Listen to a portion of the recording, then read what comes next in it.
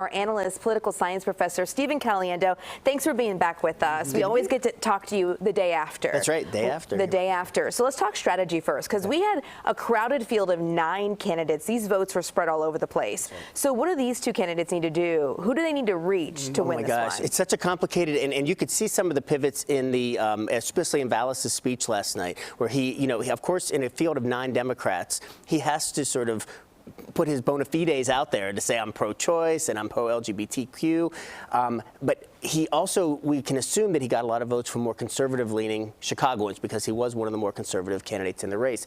That will certainly be the case in the runoff as well. So the question he has is, does he lean into that and make sure they turn out the vote? Does he try to compete with Brandon Johnson in terms of being a progressive, with the risk of alienating some of those conservatives who may not even come out the second time to vote? So it's going to be interesting to watch. Oh, yeah. And see whose endorsements he could wrangle from the folks who didn't win. Lori Lightfoot, certainly not her finest hour. She becomes the first incumbent Chicago mayor who was elected not to gain re-election for a second term in 4 decades, going all the way back to Jane Byrne in 1983. I really thought the pandemic was a bright spot for administration, how she handled that, along with Dr. Allison Arwady. But do you think the pandemic played a role here, or is this about crime and the reaction of the citizens of Chicago who want to feel safe? There's enough blame to go around. Certainly, Mayor Lightfoot would, if she could go back, there's some things she might do differently. Also, anybody in a situation that she was faced with. It wasn't just the pandemic. It wasn't just the uprisings after George Floyd's murder, but it was also a national narrative where Chicago became a stand-in. The word Chicago became a stand-in for everything that was bad. So all the time that President Trump was in the White House, he had Chicago's name in his mouth quite a bit.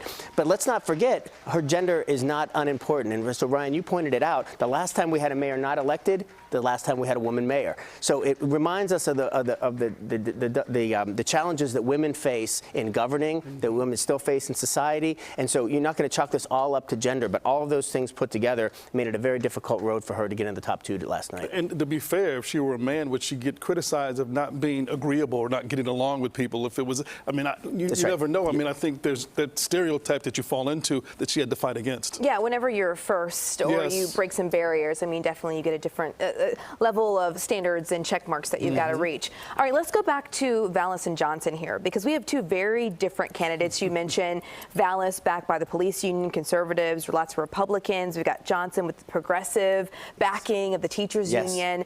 What are you really watching as we go into this runoff here in the next month?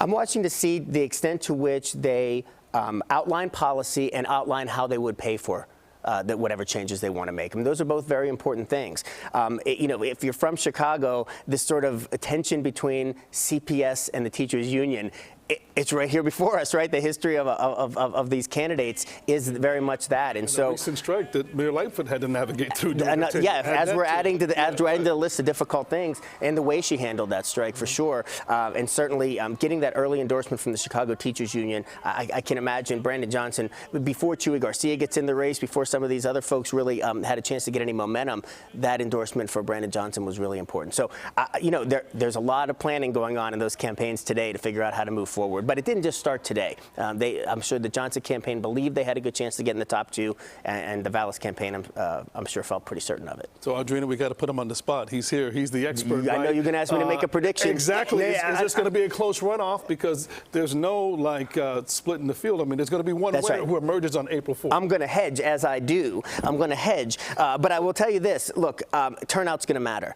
I've been very public about this. I wish we used a ranked choice system in Chicago, where we ranked our preferences and we could sort of do it all in one fell swoop, because then you're there. It's always a risk. Not only is it more expensive, but once people, if your favorite candidate isn't in the top 2, are you going to be motivated to go out? What can these 2 do to get people who supported Willie Wilson or Chuy Garcia or Lori Lightfoot or any of the other candidates, Sophia King, to come out and vote for them? They got to make the case. It's not just the case that I want you to like me, but I want you to take the energy to come out and vote for me, or request your ballot as well. And that's not easy. It's not. We saw the voter turnout last night. You just do not get people showing up or even voting by mail. On municipal elections, that's right. We couldn't make it any easier. When we were talking about this 15, 20 years ago, we'd say, well, yeah, you got to leave your kid. You got to make sure you get home in time for work. There's a lot of things to navigate here. It's always on a Tuesday, right? We don't vote on a holiday. We don't make it a holiday. But with mail-in voting now, it couldn't be easier, and we're still not seeing the interest. So there's a little bit of voter fatigue. We vote a lot in America. Americans vote a lot, and that's a good thing for democracy, but it also has implications for turnout as well. All right, we have about 6 weeks to see what happens. Political science professor from North Central College, Stephen Caliendo. Always great to have you with us. It's great to be with you both. Thanks for having me. Thank you very much.